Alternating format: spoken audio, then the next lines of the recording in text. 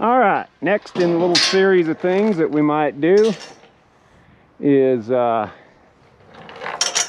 gonna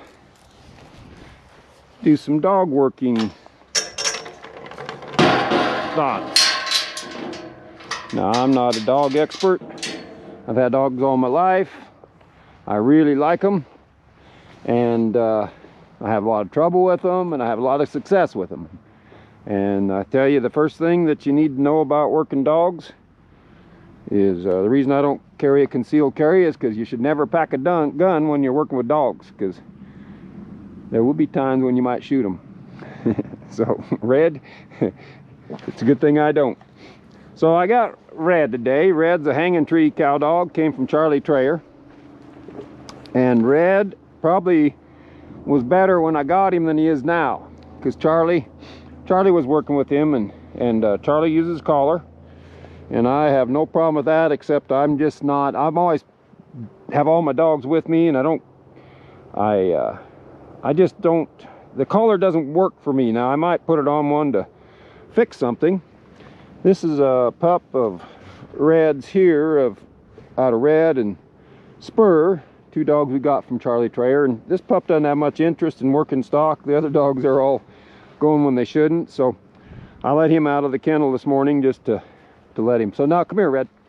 So what I'm gonna do is I'm gonna, like, for me, I have the perfect place for working dogs for the kind of work I want to do, and that's the thing you got to figure out, is what is your goal. Now if you're going to trial or do things, then my thoughts probably aren't going to help you much. But if you want just a dog that can go out and gather a pasture and bring cattle into the corral and make cattle gentle and help you with your job of production of beef or sheep or goats or whatever, then that's what I'm interested in.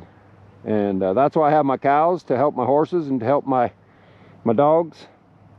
And when you see my cow herd, you'll see what I mean. They're just a mix of everything. But so what I want to do is, and I'll send Red around them. We'll see if this puppy wants to follow. I got Taco. He's an old hanging tree dog too, come from Charlie Trayer as well, and he's just old and senile, and he's always around. So I'll send Red, and what I want him to do is just go around those cattle. I'd like him to go a little wider. He's going to go pretty tight. Go a little wide and just gather them up and bring them right to me. So we'll see what happens there. Get ahead, Red.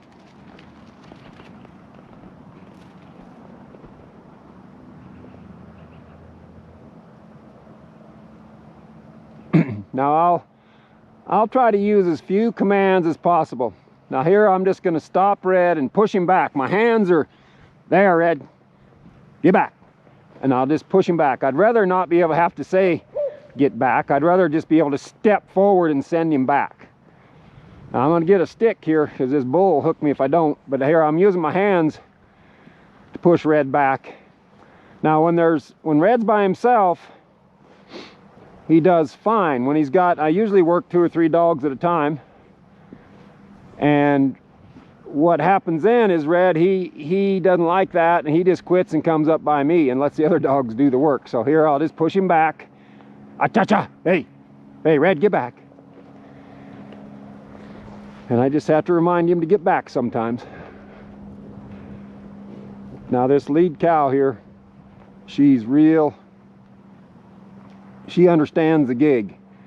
And I've had lead steers that when I walk out into, I had a couple of ex-roping steers, and when I walked out in the pasture, if I had a dog with me, that's when I had a lot of grazing cattle, lots of grazing cells. When I walked out in the paddock, if I had a dog with me, that steer would pick his head up and come to me.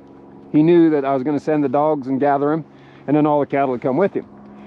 If I didn't have a dog with me, he'd just stay there and go to grazing, or keep grazing. So that was real interesting. So this heifer here, she's a barren heifer. She was real gentle when I got her. Bring him on, Red. Bring him, Red.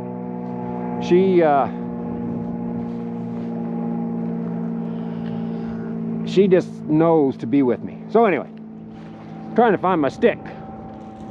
I have a stick here that I use with my bull because he got me down a few times and hooked the heck out of me. So I have a stick to kind of balance things out. All right, bring him, Red. Come on, let's go. Bring him on. Now, Red sometimes is way too aggressive, and then there are other times when he's not aggressive at all. So what I'm going to do is bring him on, Red. Let's go. Come on, bring him on, Red. I'm going to bring him through. I could just take him straight home, but I'm going to bring him some different spots. I don't know where my puppy went.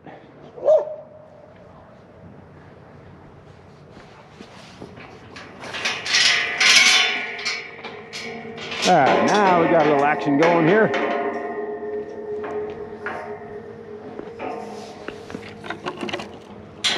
Oh, there's the puppy. Come on, puppy. We'll just see if he can get into this deal. He's not interested at all, which is fine. He might stay that way, or he might get real interested. I don't know. Doing good, Red. Good dog.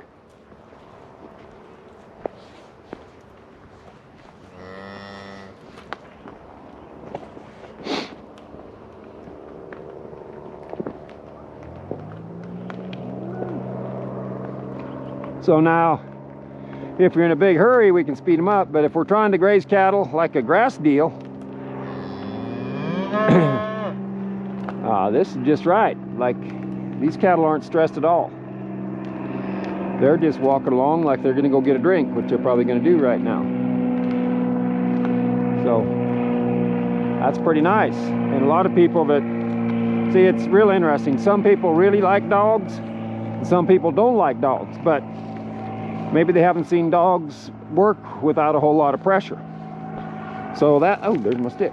Nope, that's a different stick, but I'll use it. So that's the big thing is how much pressure you want. And I see other people that they want their dogs dragging off of the nose of an animal. So that's all up to you and what your goals are. So that was pretty nice. So we'll let them get a drink and then we'll take them out of there and we'll take them a little different route. So Red has to think and work, and my place, like I said, is perfect. I'll take them through a little creek and some brush, and we'll make this kind of fun.